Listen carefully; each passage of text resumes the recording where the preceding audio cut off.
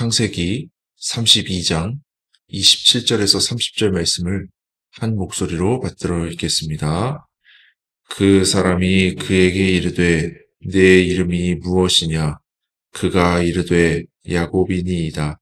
그가 이르되 내 이름을 다시는 야곱이라 부를 것이 아니요 이스라엘이라 부를 것이니 이는 내가 하나님과 및 사람들과 겨루어 이겼음이니라. 야곱이 청하여 이르되 당신의 이름을 알려주소서. 그 사람이 이르되 어찌하여 내 이름을 묻느냐 하고 거기서 야곱에게 축복한지라. 그러므로 야곱이 그곳 이름을 브니엘이라 하였으니 그가 이르기를 내가 하나님과 대면하여 보았으나 내 생명이 보존되었다 함이더라. 아멘.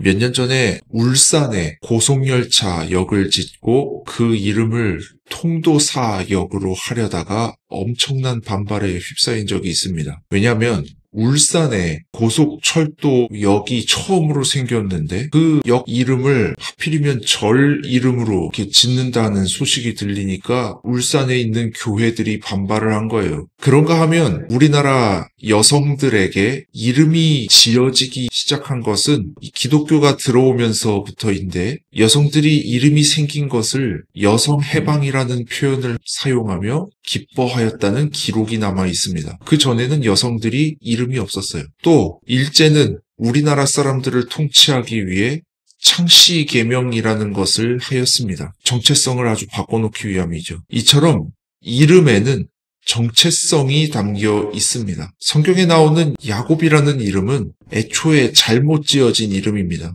왜냐하면 그 이름은 발 뒤꿈치를 잡다라는 뜻을 가지고 있어요. 그래서인지 야곱은 그 이름대로 살았습니다. 오늘 우리가 읽은 말씀은 이름과 관련되어 있습니다. 이름이라는 것은 그 사람의 정체성과 같습니다. 누군가의 이름을 들을 때 우리는 그 사람이 어떤 사람인지를 떠올립니다. 그래서 영광스러운 이름 혹은 수치스러운 이름이라는 말이 그렇게 해서 존재하는 것입니다. 모든 사람은 자신이 가진 이름이 영광스러운 이름이 되기를 바랍니다. 하지만 우리가 세상을 살다 보면 그것이 뜻대로 되지 않는다는 것을 알게 됩니다. 모든 인간은 완벽하지 않습니다. 실수를 할 때도 있고 심지어 죄를 지을 때도 있습니다. 그럴 때 우리의 이름에는 사고뭉치, 심지어는 더러운 자, 이런 수식어가 따라 붙기도 합니다. 우리는 원치 않았죠. 그런데 우리의 의지와 상관없이 그런 수식어가 우리 이름에 따라 붙기도 하는 것이죠. 오늘 우리가 읽은 말씀의 주인공인 야곱의 이름은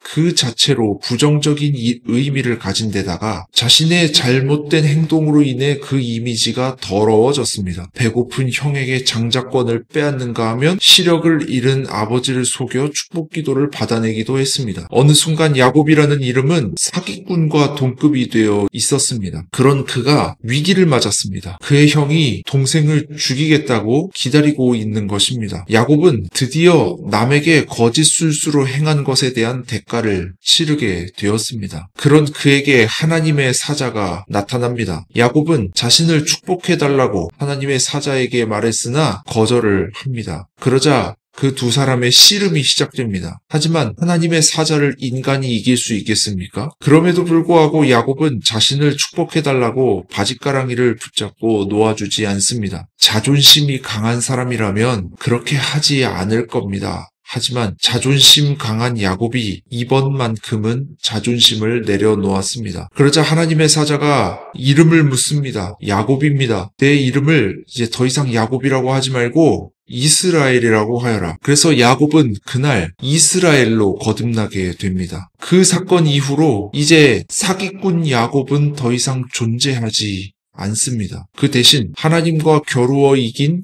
이스라엘만이 존재할 뿐입니다. 정체성이 바뀐 것이지요. 예수님도 이름을 지어주신 적이 있습니다. 요한복음 1장 42절 말씀에 데리고 예수께로 오니 예수께서 보시고 이르시되 내가 요한의 아들 시몬이니 장차 게바라 하리라 하시니라.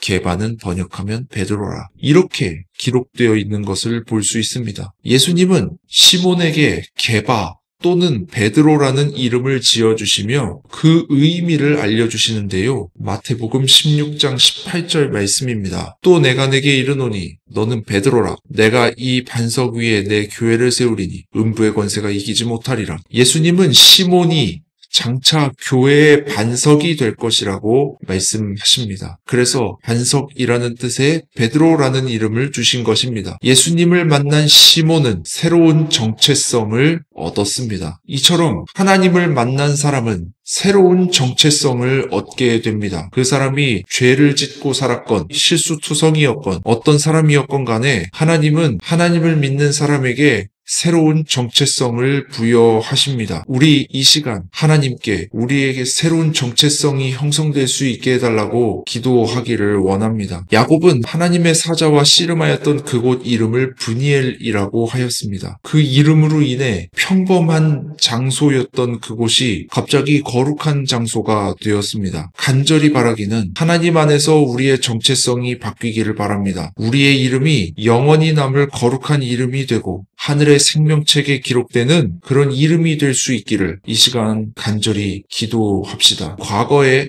어떤 일이 있었든지 간에 이 시간 씻어버리고 새로운 마음과 새로운 다짐으로 나아갈 수 있는 이 시간이 될 수 있기를 간절히 소원합니다. 이제 적용의 말씀을 드리며 설교를 마무리하고자 합니다. 적용의 말씀입니다. 우리의 정체성을 바꿔달라고 기도합시다. 이 적용의 말씀 가지고 우리 함께 기도할 때 하나님의 은혜가 임하기를 간절히 소원합니다.